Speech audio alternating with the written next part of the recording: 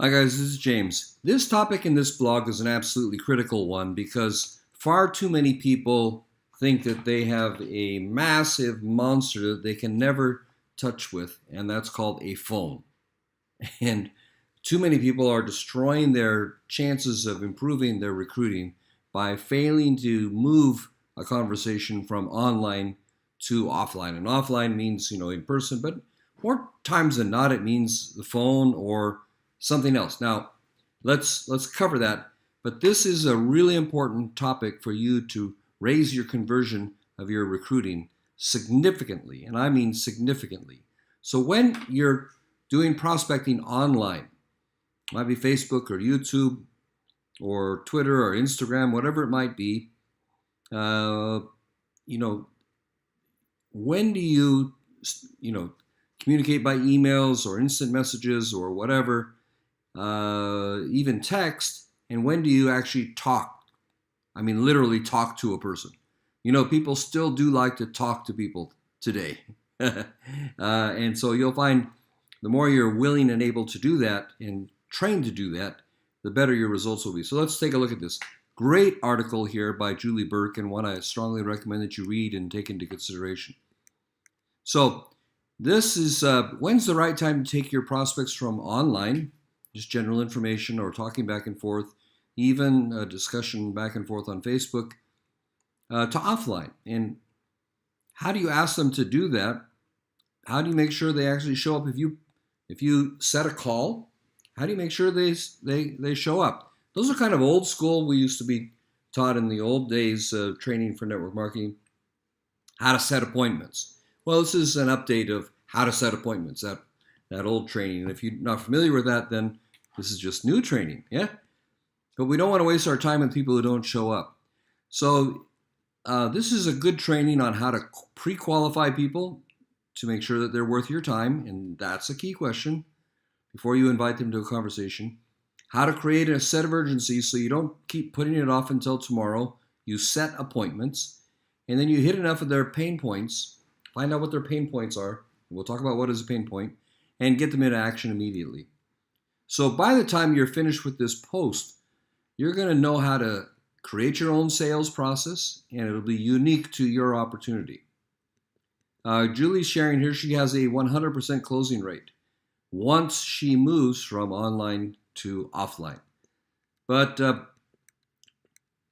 she started when three-way calls, and I still do some three-way calls. I don't do massive numbers of them anymore because it's not the same kind of world that we do, but people still do three-way calls. I still do three-way calls, particularly I would say sometimes with big leaders, but also with people with unique circumstances or often product-related companies particularly need that kind of testimonies and so forth. But don't knock it. You know what? There were a lot of people that would reach out, and you would create a post, and people would reach out, and then you would be told, well, get them on a call. And then it's like you got somebody else that you need to bring in, and you got your prospect, and everybody's busy, and you're trying to set a time, and they can't do it here, and they can't do it here, and you can't do it in the middle, and you're like, it's that part can be difficult. So here's a great tip.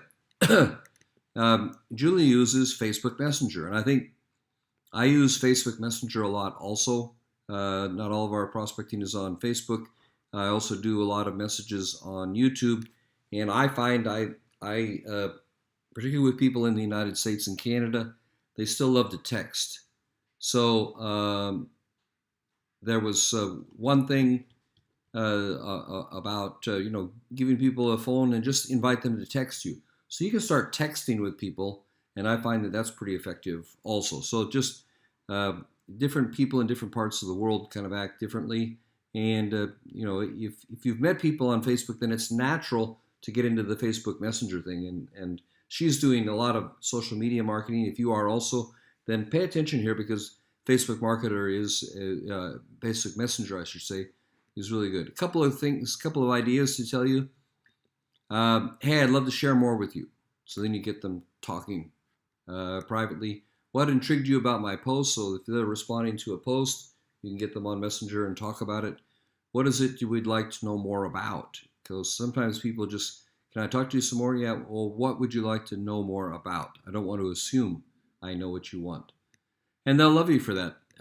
So that's how Julia uses that. I use it a lot, similar. But a phone call or a video chat is really more effective than Messenger chat for closing people. We'll talk about that a little bit later. But how do you get from Messenger or Skype or other kinds of messaging systems onto a video chat or a phone call? Video chat or a phone call, almost the same thing. I bring people in also into Zoom or Skype or Facebook Messenger, but some of those that you can get shift to a video call, really powerful. So remember that. So you got to build a connection with people. You got to build rapport and trust. You got to have a conversation about them and talk about them and what they're interested in, not just the sale, and giving them reason to be invested and helping them to make an informed decision. So they'll not want to go backwards and forwards and backwards and forwards. That just delays people. What you want to do is really get people to the point of a decision, a call to action. Sometimes that happens. Sometimes they want to talk to you live. In fact, I often feel, like even with just 5 minutes or 10 minutes, okay, you're real. Now I'll sign up. It's a very funny thing, but that picking up the phone or seeing the video, and it doesn't need to be long, actually.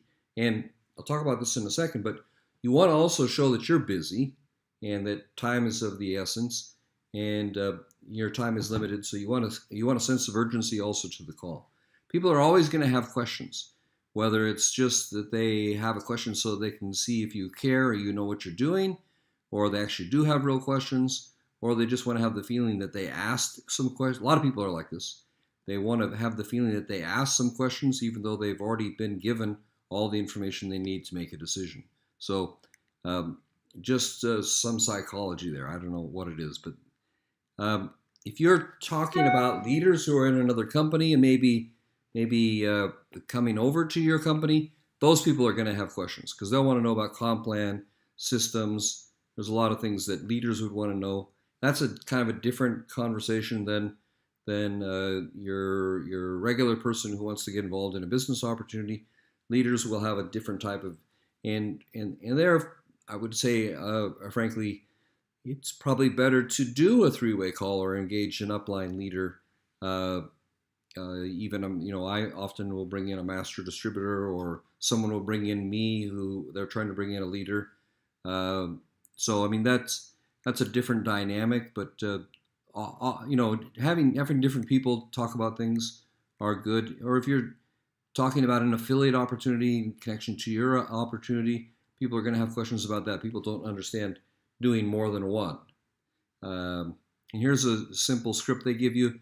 Listen, we can hash this all out. I just want to save you some time. I want to save time too, so let's just jump on a quick 10-minute video chat or a 10-minute Skype or a 10-minute quick phone call. Let's just pick up the phone. I can help you more effectively that way. So just send that little message through. Can we pick up the phone and talk? Or sometimes I just say, I'm tired of typing. Can we talk? And that'll work real well. That's like real, because I am usually tired of typing. And you just get them on a call and you help them to a decision. Get them going with your product. Join you in the business. Create an additional income stream. Whatever it is, you're helping them. They can feel you actually reaching out to them. So get them on a live call. That's how you do that. But here's something: smile. Even if they're just listening to you, they don't see you, they can feel a smile. And if you're on video, I mean, for sure, smile, because you're here, you're present, you're helpful, and engage with people, and they can feel your excitement, they can feel your emotions, they can feel the lack of it too. So don't be a deadbeat on a call. But it makes the relationship building 10 times more effective. It's really, really, really strong. Show your seriousness, so your understanding, show your focus, be real in there. But especially, we hope you're excited about what you're doing, and you should share that. But when there's something psychologically when you smile when you're on the phone, even if they can't see you, they can feel it. Your energy changes. It lifts you up. And it's a lot more effective. That kind of energy people can feel. And if they can see you, it's even more because they get to feel you. That's why video chat, Zoom or Skype or Messenger, all those are really, really powerful tools right now that we have. And get little yeses. Here's a fabulous little clue here. Get little yeses along the way. Have we addressed all your concerns? Someone says yes, it puts them in a positive framework. Have we, did this help you? Yes. Okay, then they're saying yes already. You want them to start saying yes. That's a psychology thing. Did we address all your concerns? Are you ready to get started? Very important question. And you want them to, those little yeses, yes, yes, yes. Then, if you did all 4 of those yeses, have we addressed all your concerns? Yes. Did it help you? Yes. Did I address your concerns? Do you have any other questions? No? Okay. Are you ready to get started? That'd be it. Keep it short. Listen, I have 10 minutes. I know you're short on time. I am too. Let's get going. You don't need to know everything. You don't have to have all the answers.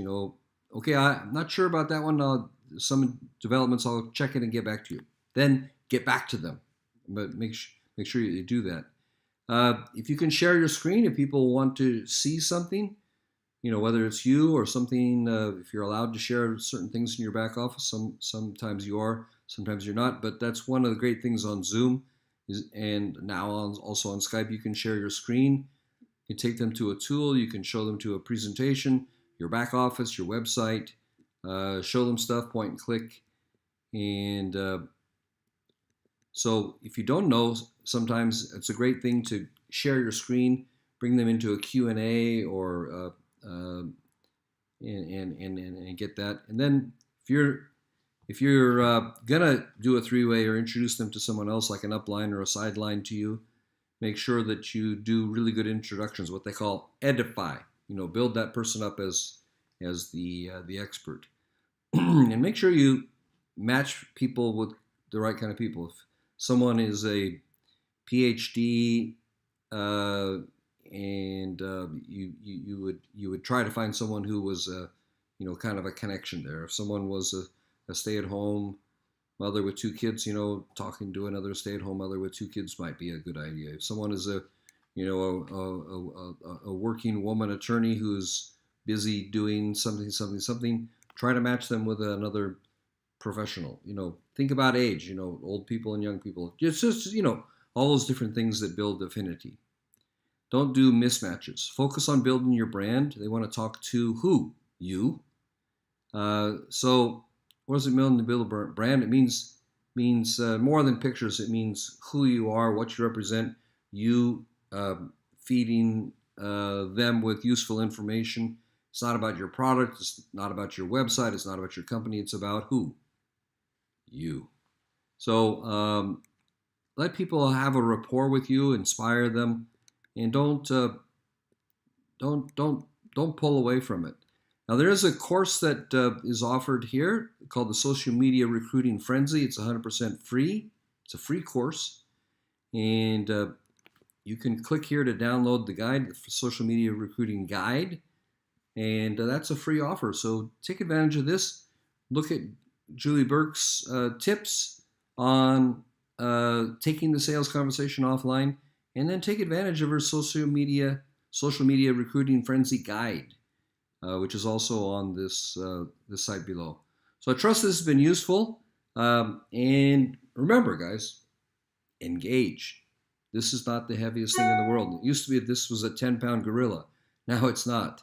So you need to embrace using technology to close and bring people to a point of the decision that you'd like to see. All right? I trust this has been useful as always. Like, comment, share. We'll talk to you in the next video. Bye-bye.